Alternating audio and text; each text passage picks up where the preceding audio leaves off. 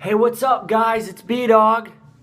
So now that after I put out my worst list for 2015, I am doing my best of 2015. In my Hateful Eight review, I said I was only doing 5. I decided not to. So I'm going to start off with a very overhyped movie. Well, like overrated. I'm going to go with that. The Martian. Now, this movie was great. Yeah, it's a great movie. Technically, it's sound. It's not as great as people are saying. Simple premise here. There's a team that goes out on Mars. One guy ends up getting left behind because they think he's dead. And then he has to survive there until they can get a team over there. It takes forever for them to. And that's Matt Damon's character. It is worthy of a top 10 list because it is a great movie. Just don't get that confused with amazing. Okay, so number 9, Maggie. And the reason why I put Maggie on my list is because it was probably one of the best Arnold Schwarzenegger performances ever. He is like a real person. Normally his acting style is robotic and they just use him as a big hulking figure like in every single movie. He just really isn't a good actor. But in this one proves he can act. It's a zombie movie and his daughter contracts the disease or whatever they call it in the movie. And it's simple, and I think it deserves it because he turned in a great performance. His co-leads turned in a great performance. Just the fact that Arnold Schwarzenegger made me think he was an actual dad and he cared about his child. I probably should have put this at the beginning. But this is also kind of a favorites list. It does not necessarily mean that I think these are the most technically sound of the year. Number 8, Spotlight. Now keep in mind, it's about the Boston Globe in the early 2000s investigated Roman Catholicism diocese in Boston. They said a whole bunch of priests molested children. I thought that this was a really good movie. All the people in there turned in great performances. It was very shocking, the data that they produced in this movie, but then again, it's also a movie, so you have to keep that in mind. All of the main climactic points, like all the tension and stuff, it's ran off of dialogue. There isn't action in this movie. So when a movie can do that well, that's great. Next, number 7, I got Rogue Nation. This was another great Mission Impossible movie. It was fantastic.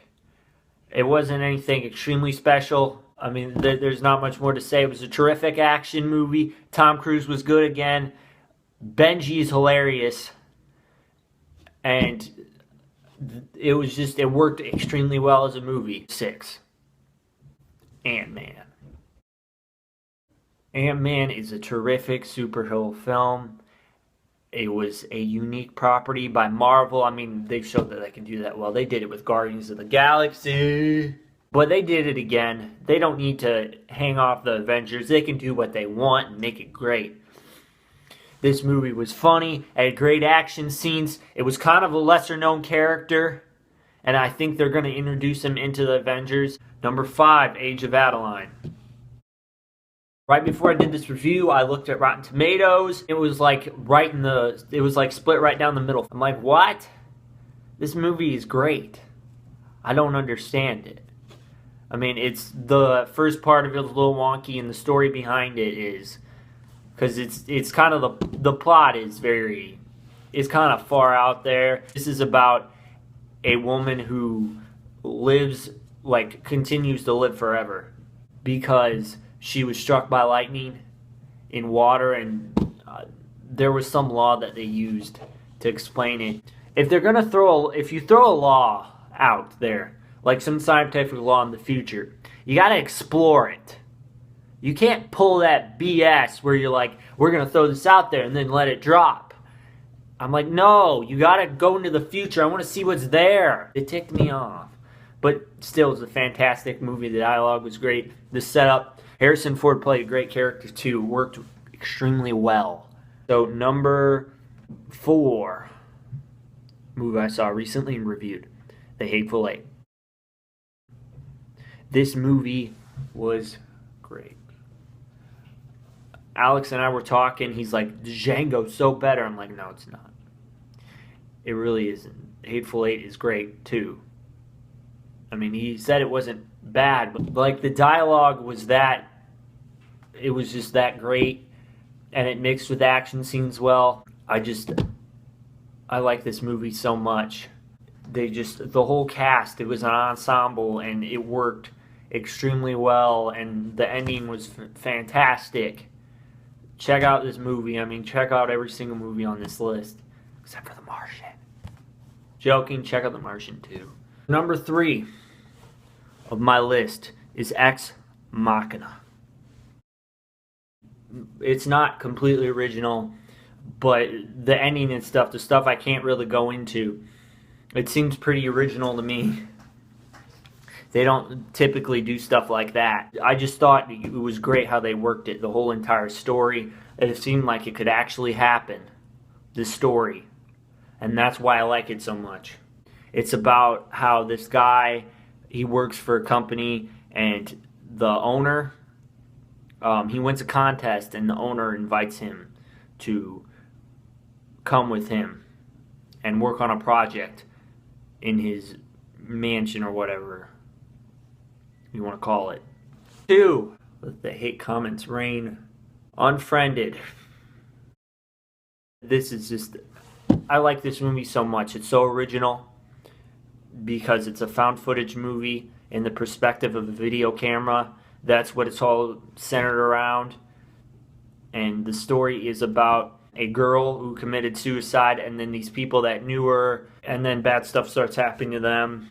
I don't completely understand why people hate this movie. Like the errors and all that stuff, like just give your computer giving you problems. The actors played it well. I thought it was funny at points, and I thought it was serious and tension at others. And it was great for me. My number one film of the year is Mad Max Fury Road. This movie is a terrific action movie. It's so great. People are saying it's one of the best action movies of all time. I don't want to say whether or not, but this deserves my top slot because it's definitely that best action movie of the year.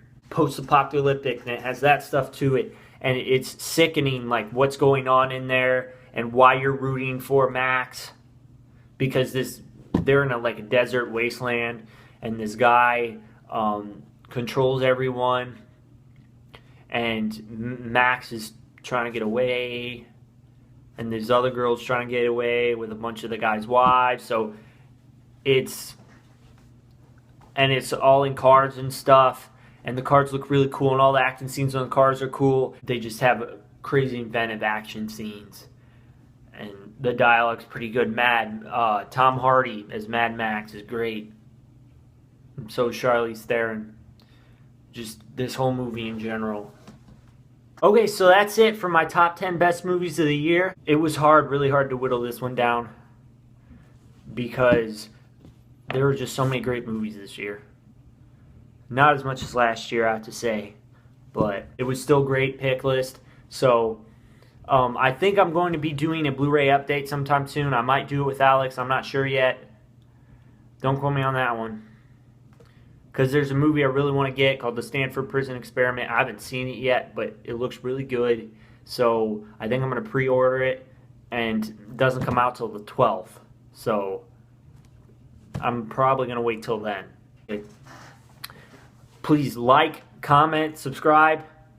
Please comment what you thought of the picks. I will get back to you, I promise. I promise. Please make sure, pound that subscribe button. Anyways, that's it. See you guys later. B-Dog out.